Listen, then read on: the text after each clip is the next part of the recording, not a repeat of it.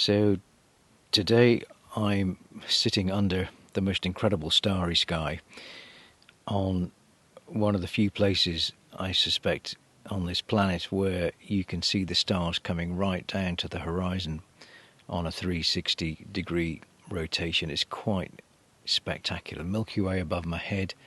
The moon isn't going to rise until about 3 in the morning, so we have these stars to enjoy all night. The wind, which has dogged us for the last 3 days, has dropped finally, and now it's complete calm. The team are sitting around the fire.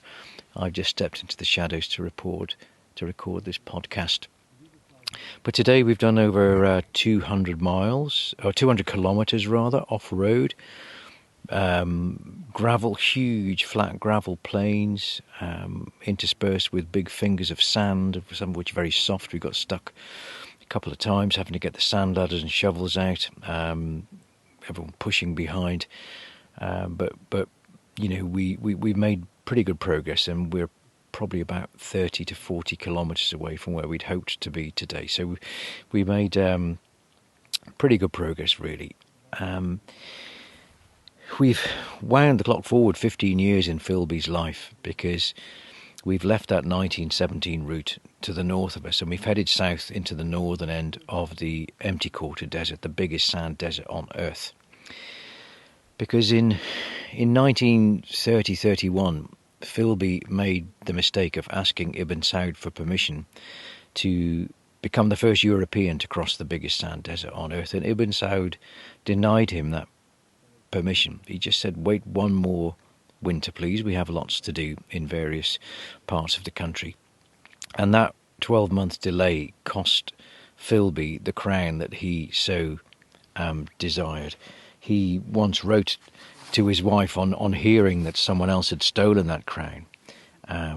He wrote apologising to his wife Dora for this beastly obsession, which has so completely sidetracked me for the best years of my life.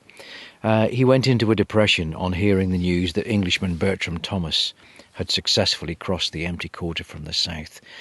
Thomas, unlike Philby, didn't ask for permission, didn't seek the support of the king, did his quietly, without the knowledge of Sultan Timur in Oman. He set off from Salalah in December 1930 and reached Doha in the early part of February 1931. And so he became the first person to cross the biggest sand desert on Earth. On hearing that news, Philby reputedly locked himself in a room for a week, muttered obscenities and refused to come out. But he went on to do the most extraordinary of journeys, and Thomas came and went, 4 or 5 years in the region. Thesiger came and went, but as we've already said, what defines Philby from those other explorers is the fact that he devoted his entire life after 1917 to Arabia and became an absolute scholar of everything connected to Arabia.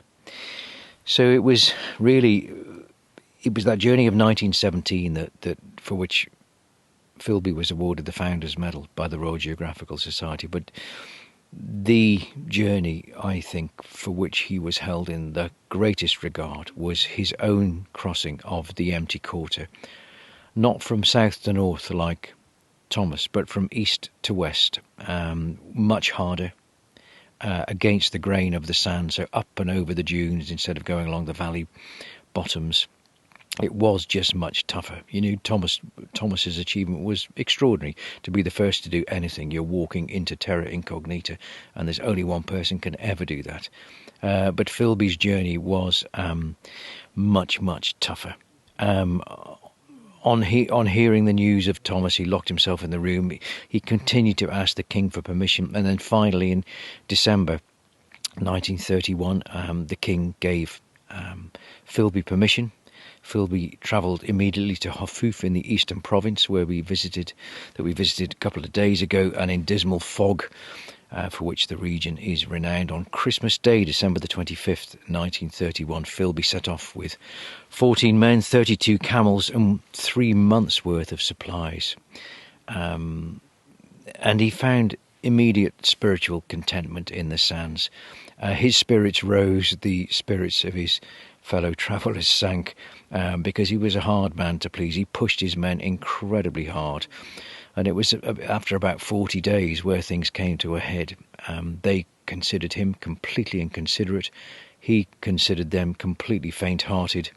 But there was much negotiation. It only became apparent months afterwards that the men, his travelling colleagues, had discussed the situation, and had he not been travelling under the protection of the king to save themselves, they would have murdered him.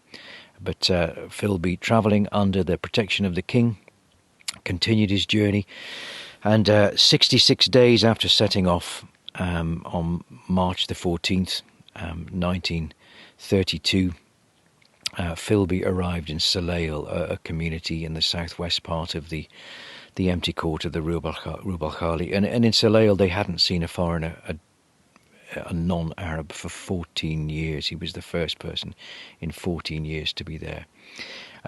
So an incredible journey, really. 400 miles between known waterholes. An extraordinary commitment. We've been on his trail today. We visited a well where he reputedly watered his camels. The wells are now completely full of sand and have been abandoned, the drifting sand. The Bedou no longer really inhabit the sands in the way that they did when Philby was here. Their lives have changed. Electricity has brought air conditioning. Wealth from oil has bought roads, so the empty quarter is emptier really than it's ever been. So a lot of those wells that Philby depended on his incredible journeys now no longer exist. But there were times when you read Philby's notes, which we've been reading today, it's quite extraordinary. His Bedou companions wanted to ride through the night because it was cooler and they could use the stars like we can now. Every star in the sky is incredibly visible. We can see Cassiopeia there, the North Star. Tharea, I can see there to the east, is pulling up Orion's belt. I can see Sirius, the brightest star in the night sky, rising to the east. And all the stars are there to help navigate, but Philby didn't want to travel at night. If he did so, he would have not been able to record the landscape through which he travelled. So constant bickering with his companions, constant negotiation and coming up with solutions. But finally they achieved their goal, but getting there was incredibly tough.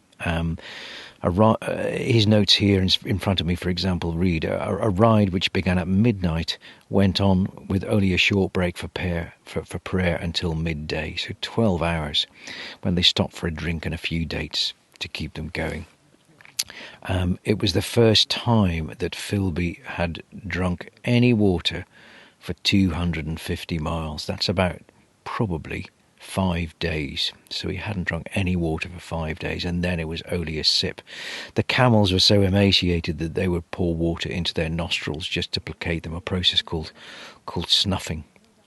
Unsurprisingly, Philby wrote in his notes that he was feeling irresistibly drowsy. Unlike his escort, he was not a born camel rider and was unable to sleep. A lot of the Bedouin ride and in a semi sort of dozing state, but he couldn't do that. The Bedou often sing as they march, but really that singing, according to Philby, had died because they were so absolutely exhausted. Overwhelming desire to sleep, which just doesn't get you from A to B, so you must push on and push on. An extraordinary man, and we will push on tomorrow. We're about 30-40 kilometres short of where we are aiming for, and this place was a key point on Philby's major crossing of the empty quarter. He wanted to be the first person to see the lost city of Ubar, today called Ubar. And the Bedou had heard of this city. They were very anxious to take Philby there. It's mentioned in the Quran, the holy book, as a place of great opulence and wealth that grew so rich that it was struck down by God. And the Bedou felt that they knew the exact location of this Atlantis of the sands, this fabled city.